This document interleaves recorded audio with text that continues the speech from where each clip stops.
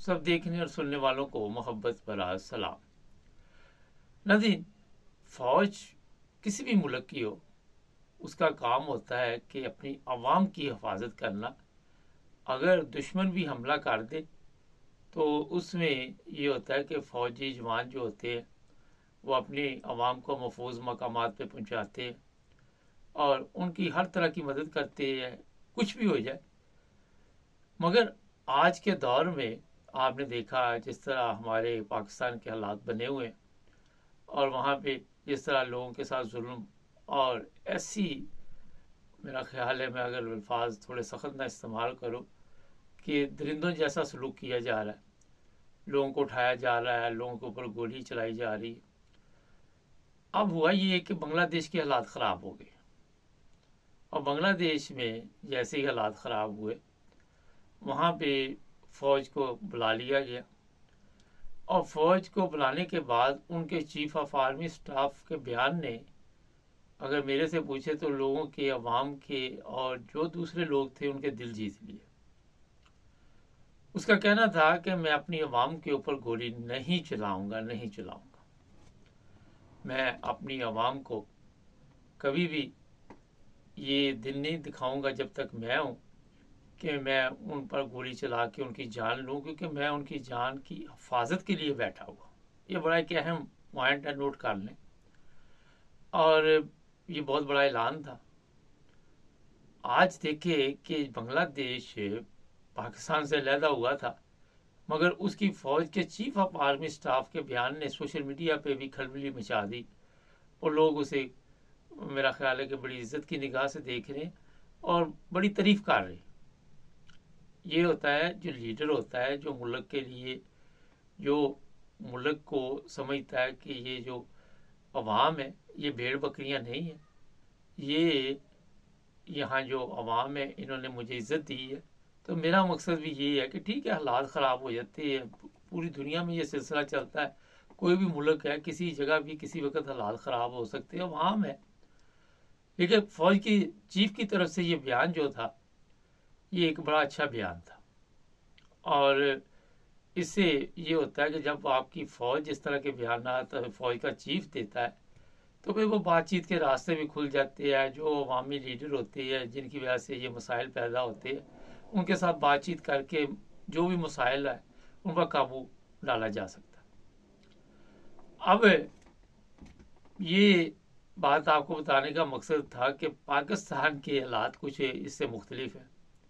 ऐसी audio video चल रही है और वहाँ पे कभी किसी के ज़रिए धमकी दी जाती है, कभी किसी के ज़रिए, और नाम आता है चीफ ऑफ आर्मी स्टाफ का, क्योंकि चीफ ऑफ आर्मी स्टाफ का किरदार पाकिस्तान में कोई अच्छा नहीं रहा, किसी का भी नहीं रहा। मौजूदा की बात नहीं, जो पहले गुजरे वो भी इसी तरह सियासी खेल खेलते रहे। ठीक है, उनके पास पावर थी मगर उन्होंने इस्तेमाल नहीं की। उसकी वजह ये भी थी कि शायद हर बंदे का अपना माइंड होता है, लेकिन मौका मिलता तो वो भी इस्तेमाल करते। खैर, आज मैं एक देख रहा था, राना सनाउल्लाह का है प्रोग्राम था, तो थोड़ा सा मैं सुना, तो उसमें वो chief of army, chief justice की तारीफ कर रहा था, सियासतदान आके जजों की तारीफ कर रहे हैं। फिर अता तारड़ को चीफ ऑफ आर्मी स्टाफ ने कहा कि धमकी लगा दो, देखी जाएगी, ये बैन कर देंगे पीटीआई को। फिर चीफ ऑफ आर्मी स्टाफ के कहने पर लोगों की औरतों को उठाया गया। सनम जवेद इतनी देर तक जेल में रही और भी खवातीन जेल में बैठी हुई। सारा वहाँ से ही आता है, क्योंकि आपको ये पता तो चल चुका है कि पेशावर के हाई कोर्ट जो है, उनके जो जज है, पेशावर हाई कोर्ट के जो जज है, उन्होंने बाकायदा कहा था कि जनाब ऊपर से हमें कहा गया था, हम नहीं मानते बात, तो फिर ये प्रॉब्लम होती कि हमें धमकियाँ दी जाती है। पूरा सिस्टम सबको पता है, आप जो मर्जी करते रहे, चंद लोगों की खातिर पूरी कौम को खजल ख़राब किया जा रहा है, जलीलो ख्वार किया जा रहा है सड़कों। उन्होंने अपनी याशी के लिए, जो भी बड़े बड़े चंद ख़ानदान हैं, उन्होंने पूरे मुल्क को दरिंदों की तरह रोन डाला है। वहाँ पे आप देख लें, कभी कोई बेचारा आके सोशल मीडिया पे रो रहा है, कभी कोई खतून रो रही है, कभी कोई कुछ कह रहा है। उस दिन वो खतून थी, वो कहती फौजी उठा के ले गए, मेरे कपड़े उतार दिए, फाड़ दिए। वो मैंने प्रोग्राम उसका बाकायदा उसकी आवाज़ में सुनाया था।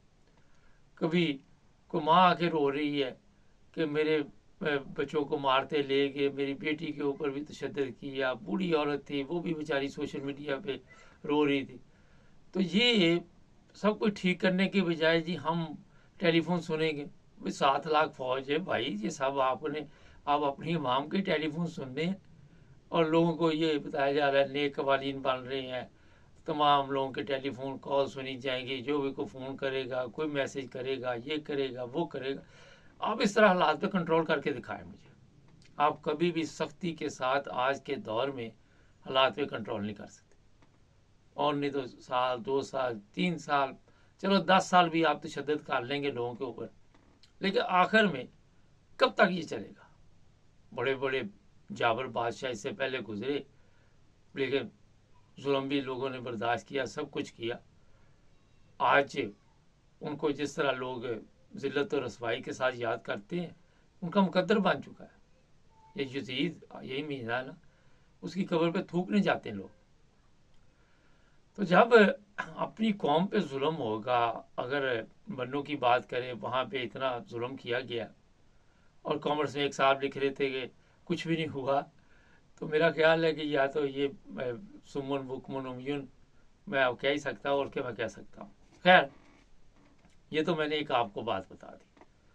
اب عدالتوں کو جس طرح سسٹم کو چلایا جا رہا ہے پوری دنیا کو پتا ہے، یا تو پتا نہ ہو کسی کو، ہر ایک کو پتا ہے کہ کس طرح عدالتوں کو چلایا جا رہا ہے، کس طرح سسٹم کو چلایا جا رہا ہے، کس طرح لوگوں کے اوپر جھوٹے کیس بنائے جا رہے ہیں.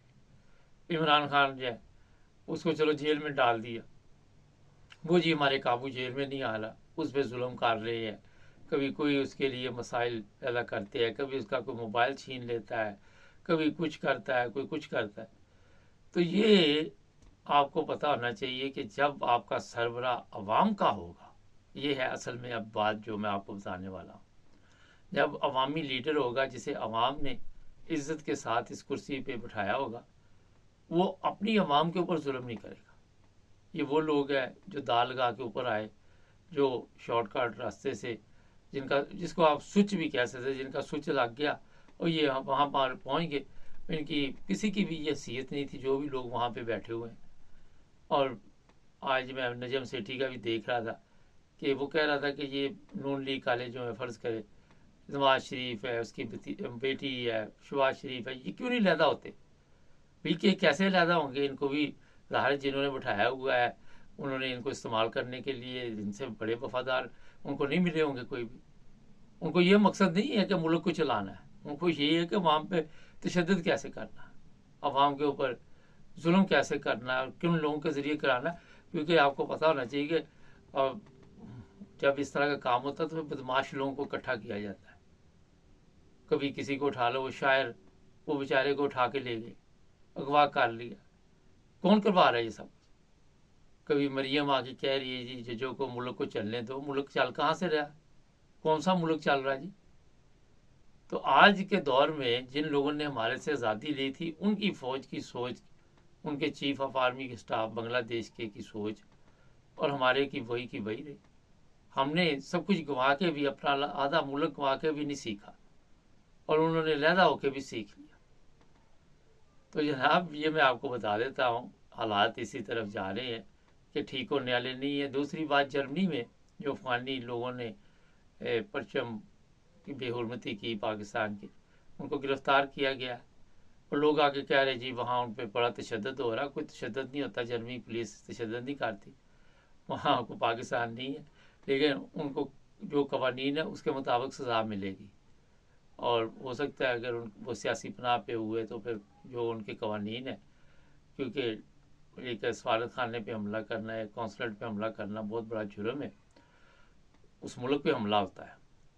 تو اس بار اب جرمن گورنمنٹ اور پاکستانی سفارت خانہ ظاہر ہے وہاں کا جو ہوگا وہ حرکت میں آیا، گرفتاریاں ہوئی ہیں، ان کو واپس بھیجا جائے یا جو بھی سزا ہو. یہ ابھی اب بہت جلدی ہے، وقت لگتا ہے ہر چیز کا.